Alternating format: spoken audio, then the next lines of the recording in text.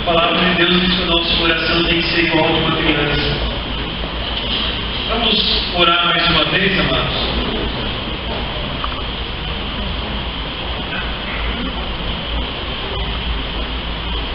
Pai, nós te rendemos graças, porque o Senhor é bom, porque a tua misericórdia dura para sempre, porque a graça do Senhor é melhor do que a própria vida. Bendizemos ao Senhor, pedimos nesse momento que teu Santo Espírito venha nos conduzir em compreensão da tua palavra. Espírito Santo, eu me coloco nas tuas mãos para que tu me uses, que eu possa transmitir com fidelidade essa palavra. E o único motivo, a única condição de eu poder subir aqui é a graça do Senhor Jesus. Abençoa a tua igreja.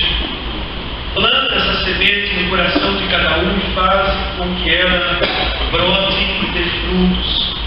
Que nós sejamos transformados pelo poder da tua palavra. Em nome de Jesus Cristo. Amém. Glória a Deus, amados. Uma das dificuldades que o ser humano tem é de compreender o perdão, de compreender a misericórdia, de compreender a graça de Deus. O tema da mensagem dessa noite é: a graça de Deus tem a última palavra. E eu creio que, se o seu coração estiver bem aberto para receber essa palavra, ela vai ser transformadora na sua vida. E nós vamos começar com um texto do Antigo Testamento, e depois a gente vai encerrar com uma passagem do Novo, tendo o mesmo aspecto. Então abra sua Bíblia em 2 Crônicas, capítulo 33, 2 Crônicas, capítulo 33, de 1 a 9.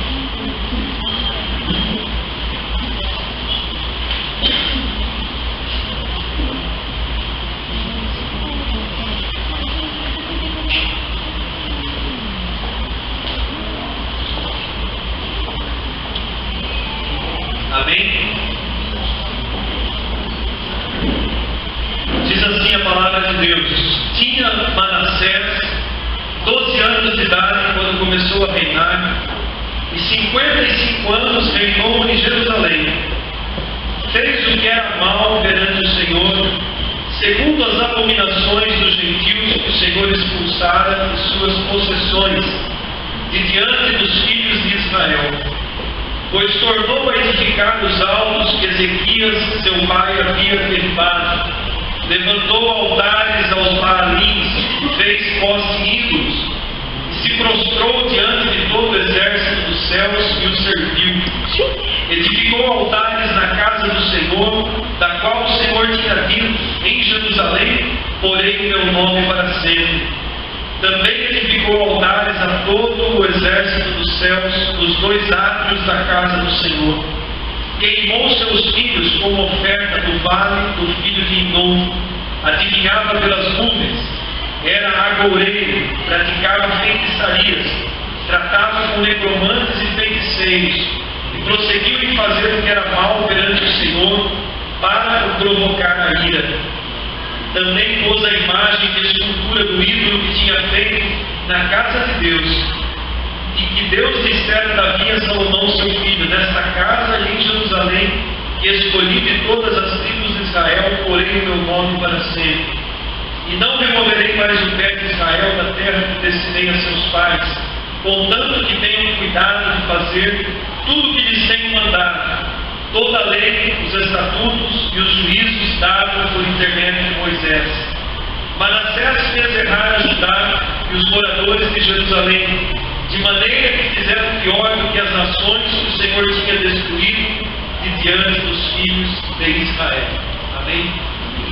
Não confundir o rei Manassés com Manassés, filho de José.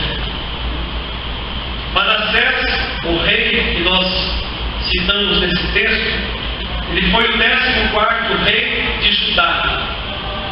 Quem conhece um pouquinho da história de Israel sabe E a nação ela teve unida nos 3 primeiros reinados: Saul, Davi e Salomão. Mas depois de Salomão, a nação de Israel se dividiu em 2 nações: o reino do norte, que continuou a usar o nome de Israel, cuja capital era Samaria, e o reino do sul, que passou a se chamar Judá, e a capital era Jerusalém. Manassés foi rei do reino do sul, de Judá, o 14º rei. E dos 20 reis que reinaram no reino do sul, até a nação ter sido tomada pelos babilônios, Manassés conseguiu a proeza de ter sido o pior rei de Judá, o mais perverso rei de Judá, o mais idólatra dos reis de Judá.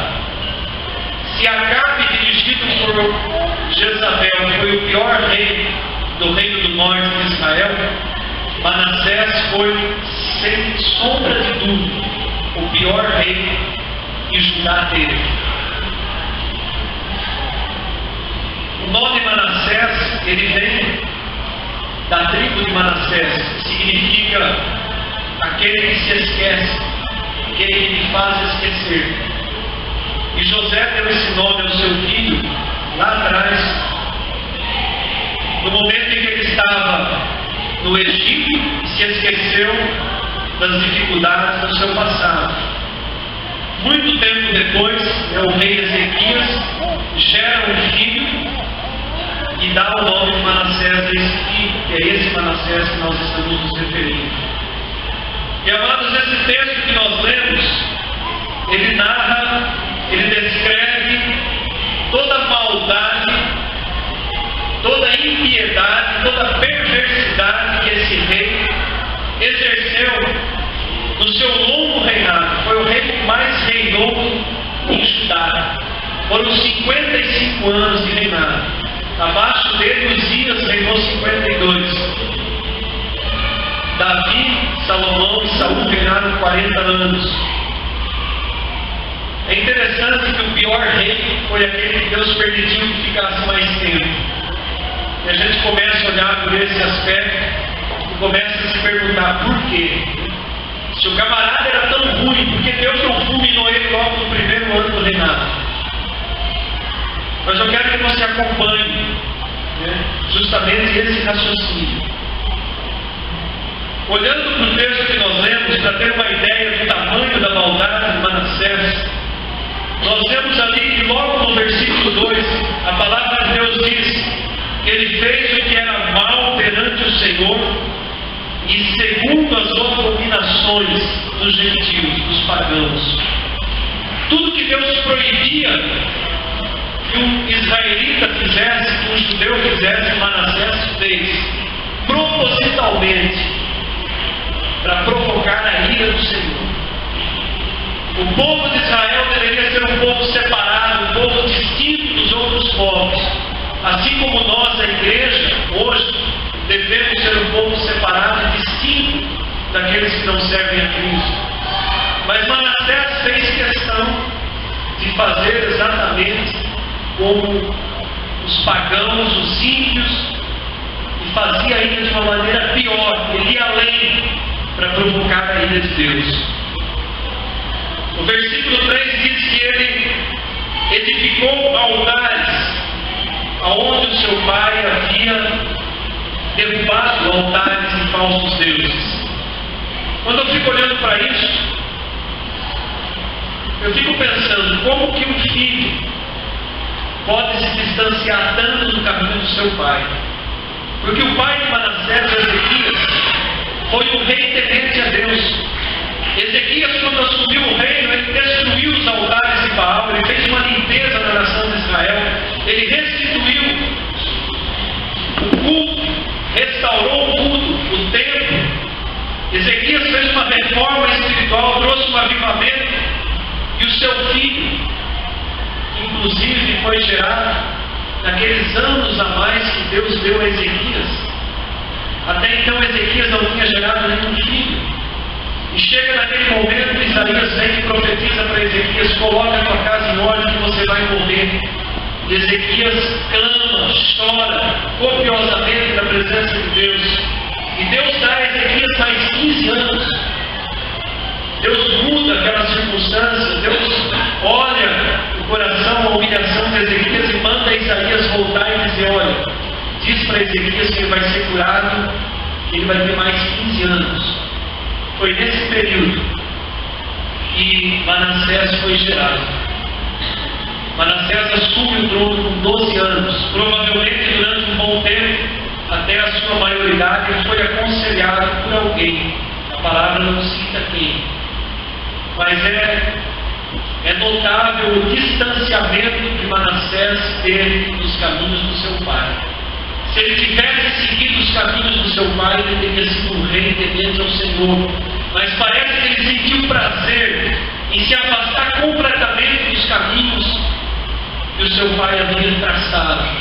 Aonde Ezequias tinha eliminado os ídolos, Manassés fez questão de levantar novamente altares a todos os deuses que ele conhecia. A palavra cita os exércitos dos céus. Ele se tornou adorador dos astros, do sol, da lua, das estrelas. Se tornou adorador de falsos deuses, deuses pagãos. Ele levantou altares a esses deuses. Ele edificou um poste ídolo a Baal.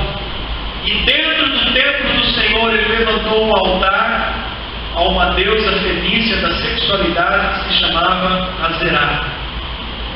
Olha a profanação que Manassés fez.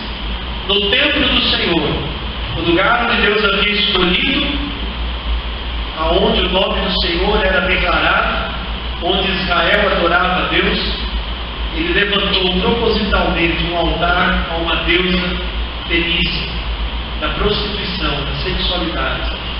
Nos átrios do templo do Senhor, ele levantou um poste de ídolos em homenagem a deuses das mais diversas nações.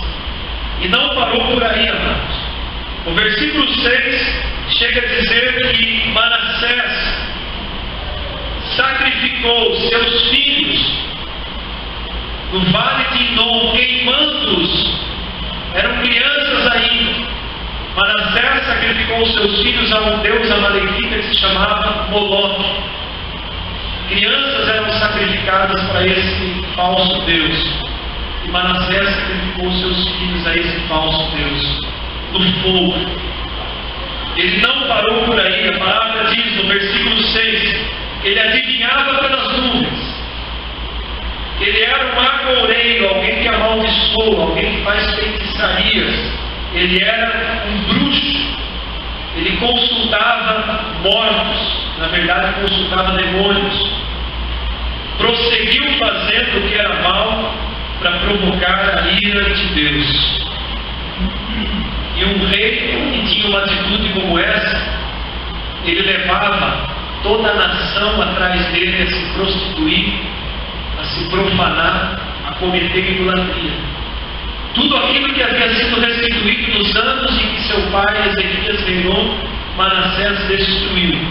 Conduziu a nação de Judá à idolatria, a adorar os falsos deuses. Trouxe sobre a nação de Judá uma maldição, um juízo de Deus que foi cumprido.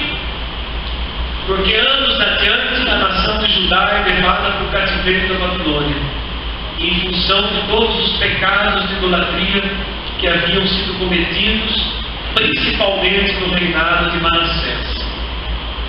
E nós olhamos para as atitudes que esse rei teve. E aí eu convido você a ler mais 2 versículos do texto que nós lemos. Nós lemos até o versículo 9. Agora vamos ler o versículo 10 e 11.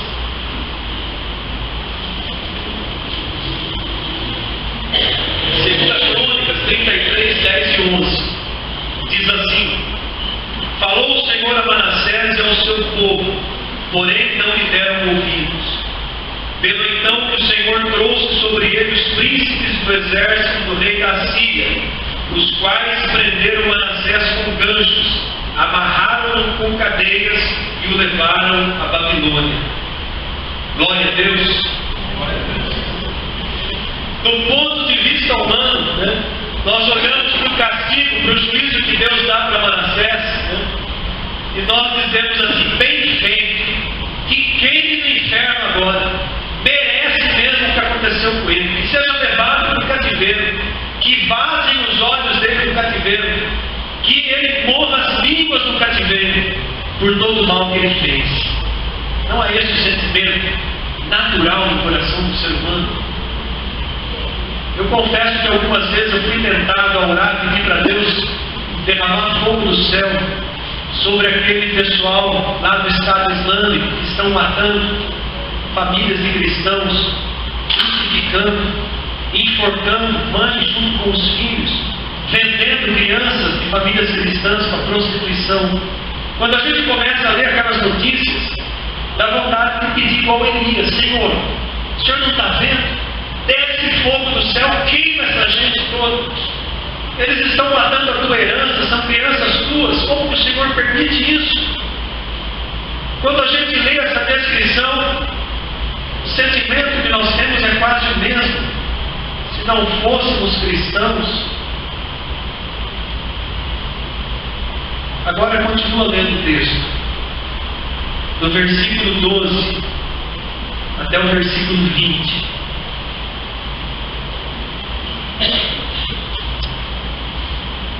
Ele, angustiado, suplicou deveras ao Senhor seu Deus, e muito se humilhou perante o Deus de seus pais. Fez-lhe oração, e Deus se tornou favorável para com ele, e atendeu-lhe a súplica, e o fez voltar para Jerusalém ao seu reino. Então reconheceu Manassés que o Senhor era Deus. Depois disso, edificou o muro de fora da cidade de Davi, ao ocidente de Gion, no vale e à entrada da porta do peixe, abrangendo Ofel, e o levantou muito alto. Também pôs chefes militares em todas as cidades fortificadas de Judá. Tirou da casa do Senhor os deuses estranhos e o ídolo, como também todos os altares que edificaram no monte da casa do Senhor e em Jerusalém, e os lançou fora da cidade. Restaurou o altar do Senhor, sacrificou sobre ele ofertas pacíficas e de ações de graças, e ordenou a Judá que servisse ao Senhor, Deus de Israel. Contudo, o povo ainda sacrificava nos altos, mas somente ao Senhor seu Deus. Quanto aos mais atos de Manassés e a sua oração ao seu Deus, e as palavras dos videntes que lhe falaram no nome do Senhor Deus de Israel, eis que estão escritos na história dos reis de Israel. A sua oração e como Deus se tornou favorável para com ele, todo o seu pecado, a sua transgressão e os lugares onde edificou altos e colocou postes ídolos e imagens de escultura, antes que se humilhasse, eis que tudo está na história dos videntes. Assim Manassés descansou com seus pais e foi sepultado na sua própria casa, e Amon seu filho reinou em seu lugar. É incompreensível como um homem que praticou tanto mal, que destruiu a nação, que profanou a casa, o templo do Senhor, que serviu a falsos deuses, que levou a nação a se prostituir com ídolos, que sacrificou os próprios filhos a uma falsa divindade, o camarada vil, camarada desprovido da graça de Deus, camarada perverso, mau, camarada digno de ficar a eternidade no inferno. Como que Deus pode perdoar? O texto que nós lemos diz que o juízo que Deus permitiu que acontecesse com Manassés, que nós até comemoramos dando glória a Deus, aquele juízo, amados, Deus usou para ver se quebrantava o coração do pecador, do perverso. Aquilo que Manassés passou, o sofrimento, as cadeias, a humilhação, o ter sido preso, o seu momento de tribulação, o seu momento de sofrimento, tinha um propósito diante de Deus. E esse propósito foi atingido, que era levar Manassés ao arrependimento. Quando Deus pune alguém com juízo, nós não devemos festejar, mas devemos clamar a sua misericórdia. Eu lembro que um dos processos que Deus usou para me levar à conversão foi nos levar a uma situação de tribulação na nossa vida. Lá pelos anos 97, 98 e em 99, quando nós nos convertemos, Deus nos levou para situações que nós não queríamos passar, para situações de provações, de sofrimento, de perdas, até que nós reconhecêssemos que não seguíamos a Deus como deveríamos seguir, até que nos dobrássemos, chorássemos na presença de Deus e clamássemos o socorro e o perdão de Deus para que Ele viesse agir na nossa vida. A minha conversão, a conversão da minha família foi assim, talvez a sua também. Mas olhando para Manassés, nós começamos a compreender que quem dá a última palavra não é o homem, não é Satanás. Quem dá a última palavra é a graça de Deus. Porque quando Manassés caiu em si, e o texto diz que angustiado, ele suplicou deveras, ele suplicou incansavelmente ao Senhor. Não foi assim um passe de mágica que Deus restaurou Manassés. Foi na prisão, foi passando um período de sofrimento, foi clamando durante um bom tempo na presença de Deus. Angustiado, muito ele se humilhou perante Deus. E então fez oração, e Deus se tornou favorável a ele. Notem que Deus o conduziu ao sofrimento para que ele fosse conduzido ao arrependimento e reconhecesse todo o mal que ele fez, e reconhecendo o mal que ele fez, clamasse. E aí o que nos causa algo que não conseguimos entender, clamasse e recebesse o favor de Deus, recebesse a graça de Deus. Do ponto de vista humano, esse camarada não merecia o perdão de Deus, de jeito nenhum. Que Deus é esse que perdoa o camarada que queima o filho no fogo, sacrificando a um demônio?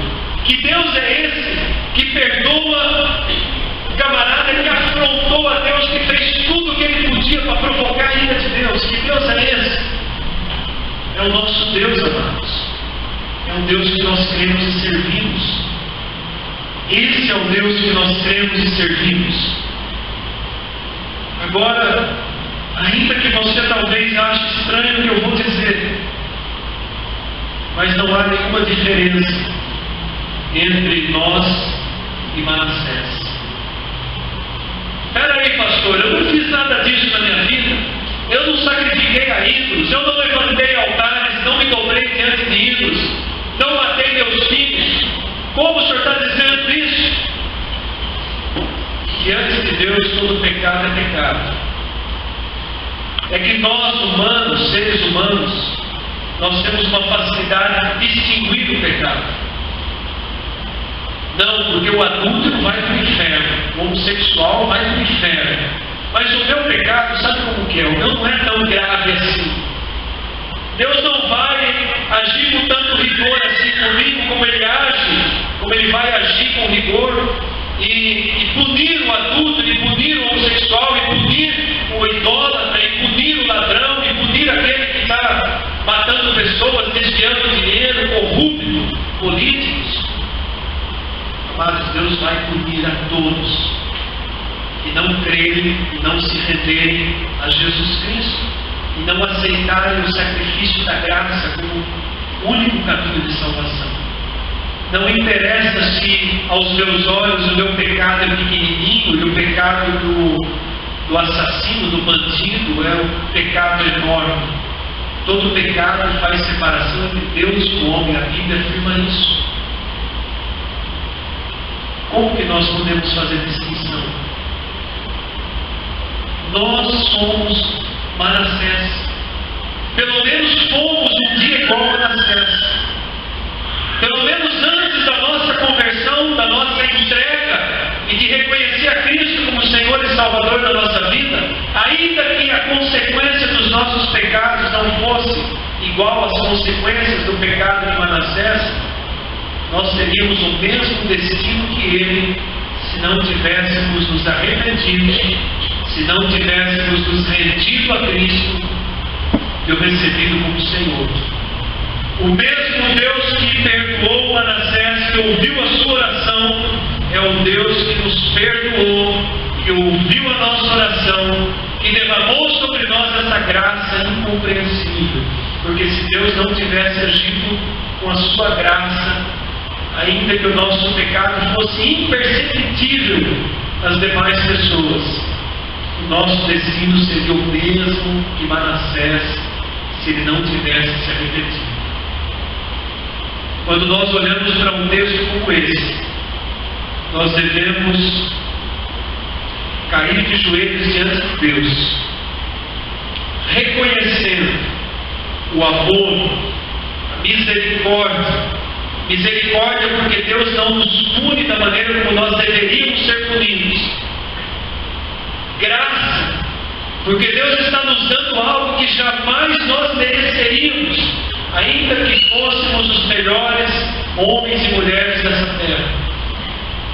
Bondade, porque a bondade de Deus nos conduz ao arrependimento. Quando nós olhamos aquilo que Deus fez com Manassés, nós podemos também crer no poder do perdão de Deus na nossa vida. O ser humano às vezes tem dificuldade de compreender o perdão de Deus. Há pessoas que já fizeram muitas coisas erradas. Madalena estava compartilhando comigo, isso já há algum tempo atrás, eu lembrei agora esse fato, de uma pessoa convertida, que estava prestes a morrer, uma crente, uma mulher crente, estava em fase terminal, e essa mulher em fase terminal, ela resolveu confessar o pecado. Ela já era convertida, já servia a Cristo há muito tempo. Ela já deveria crer que todos os seus pecados já haviam sido perdoados, mas ela tinha algo ainda que não dava paz ao coração dela, porque ela estava morrendo e ela nunca tinha dito para ninguém que ela havia cometido um aborto. E ela sentiu naquele momento derradeiro de confessar. E ela recebeu uma palavra que fez com que ela compreendesse que mesmo aquele pecado que ela cometeu de ter tirado a vida de um ser inocente que estava sendo gerado, Deus podia perdoar. Precisamos compreender que, independente de qual tenha sido o nosso passado, independente de tudo aquilo que nós já fizemos para trás, Deus não leva mais isso em consideração, desde que você tenha se arrependido de verdade e recebido a Cristo como Senhor e Salvador da tua vida. Desde que a graça de Deus nos alcançou, o nosso passado não é mais levado em consideração. Uma crise que muitas vezes nós temos, eu tenho, conversando com muitos irmãos que às vezes compartilham conosco da própria vida, das dificuldades.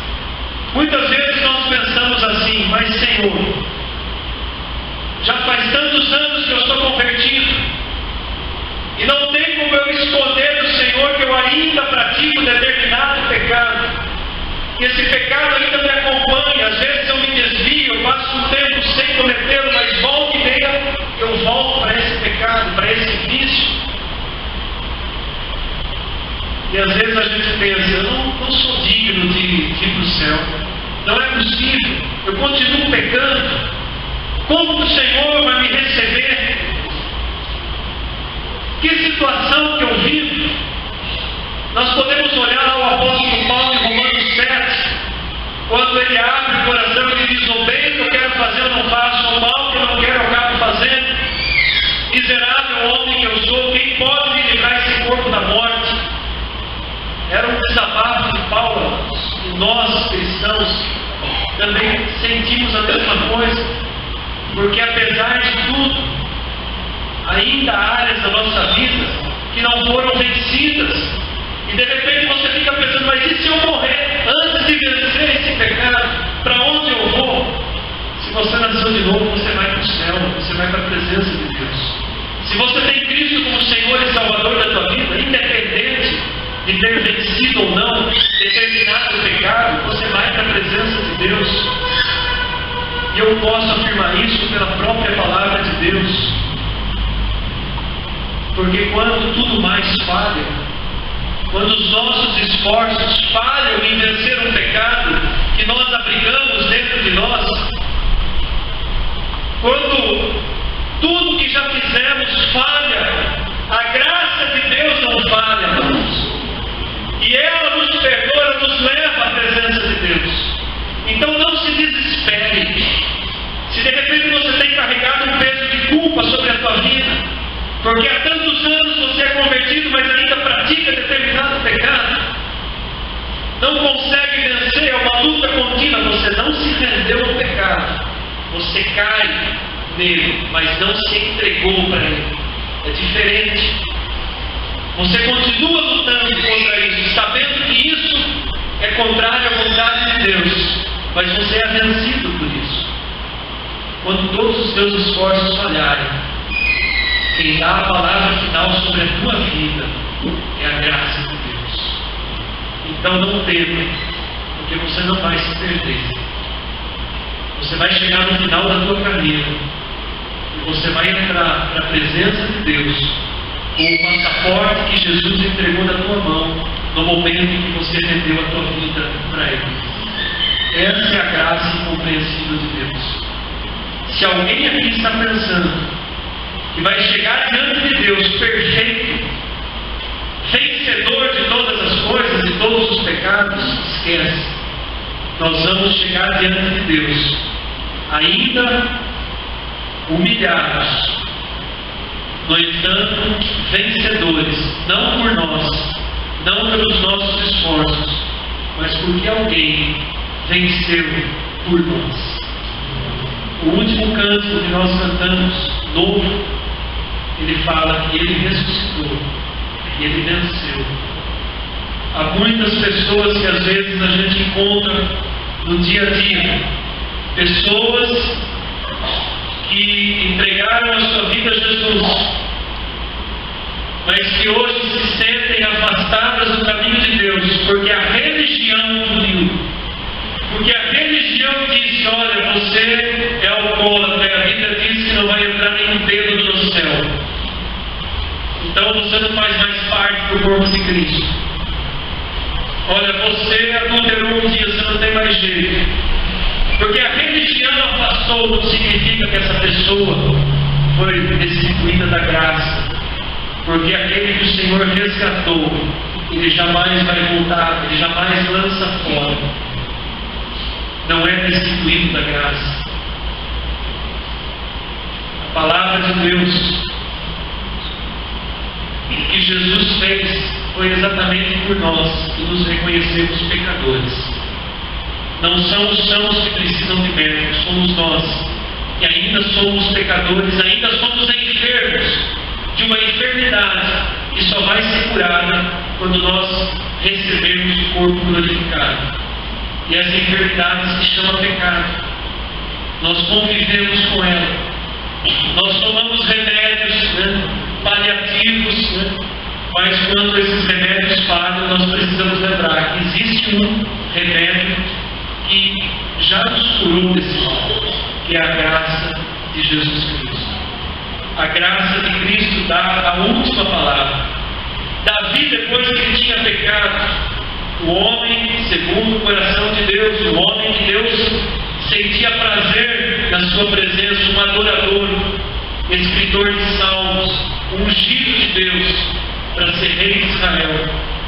Esse homem caiu em pecado, adulterou, mandou matar, mas ele recebe o perdão de Deus. E quando Davi recebe o perdão de Deus, ele compreende isso. E olha que Davi não vivia no tempo da graça. Davi viveu 1000 anos antes de Jesus Cristo vir e iniciar o tempo da graça. No tempo de Davi era lei. Era lei. mas o Espírito Santo trouxe revelações a Davi, e ele escreve no Salmo 13:5: no tocante a mim, confio na tua graça. Davi não diz: no tocante a mim, confio na tua lei. Davi vivia no tempo da lei, mas no Salmo 13:5 ele diz: no tocante a mim, eu confio na tua graça. Não era por lei, era por graça. No Salmo 63, versículo 3, Davi diz assim: porque a tua graça é melhor do que a vida, os meus lábios te louvam. Davi não diz: porque a tua lei é melhor do que a vida, ainda que Davi apreciava muito a lei de Deus. Em vários outros salmos, Davi exalta a lei de Deus, que era perfeita, boa, mas ele diz: a tua graça é melhor do que a vida. O próprio apóstolo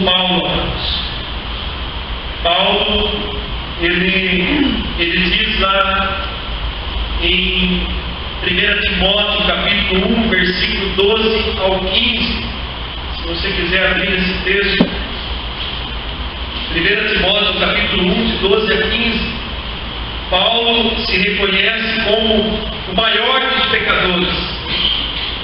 Quem tinha sido Paulo? Perseguidor da igreja, mandava prender cristãos, mandava espancar, tomava casa, mandava até matar se pudesse. Foi um opositor do cristianismo, se opunha ao próprio Cristo.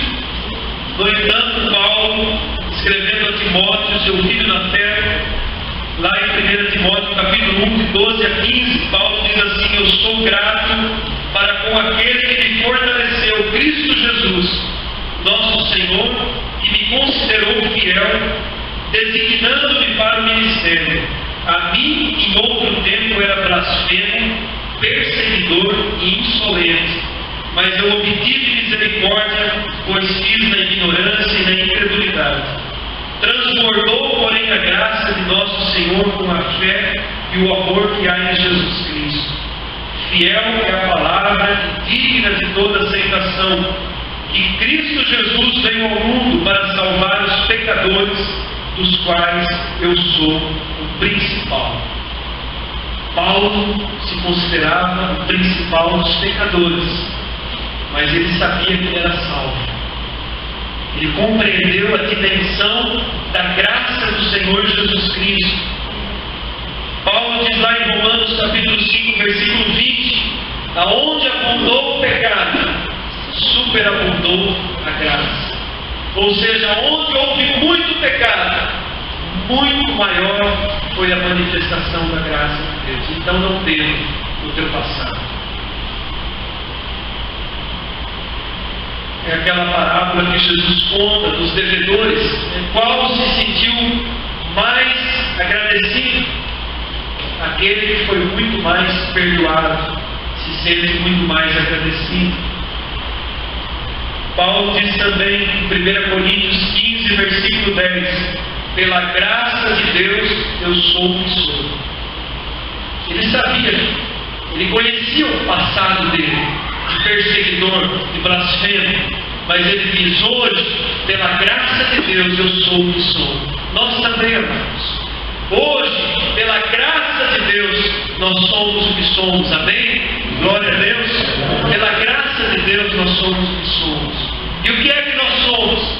Salvos em Jesus Cristo. E quando Paulo reclama um pouquinho, sofrendo por causa do espinho na carne, o Senhor visita ele e diz: olha, a minha graça te basta. Não corre atrás de mais nada não, você não precisa se preocupar, deixa essa dor, essa enfermidade de lado, deixa esse espinho aí na sua carne, de alguma forma ele está te fazendo bem, né? Mas a minha graça te basta. É isso que o Senhor diz, não só para Paulo, mas também para nós na noite de hoje. Então, quem tem a palavra final é a graça de Deus. Não importa o que nós fomos, e não importa nem o que nós temos sido. Se nós cremos em Jesus Cristo, confiamos na sua graça, nós temos um destino eterno traçado, garantido. O céu nos espera. Amém?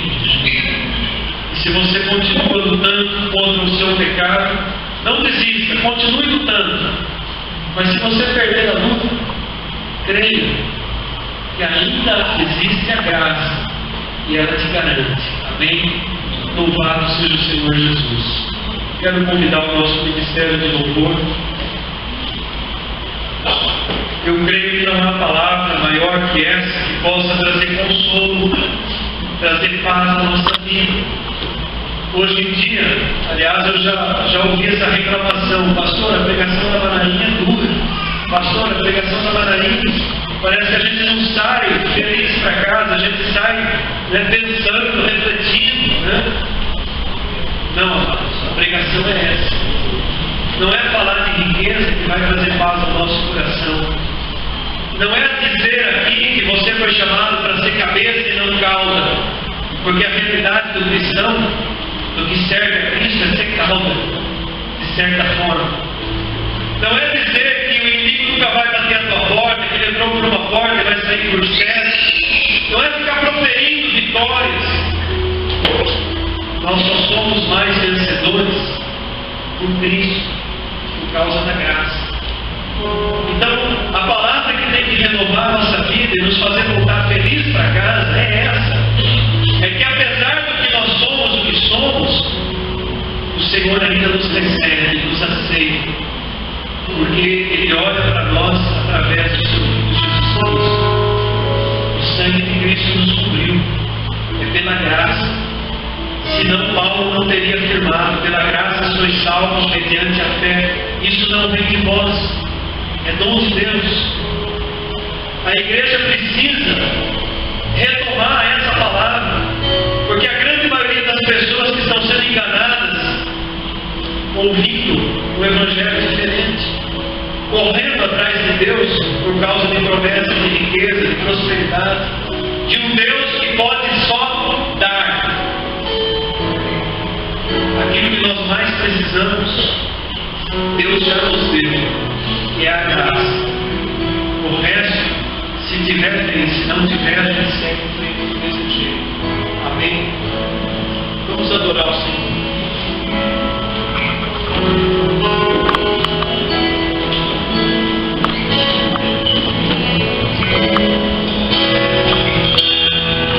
Eu não preciso ser reconhecido por ninguém. A minha agora é fazer com que conheçam a Ti. E que te digo para quem Tu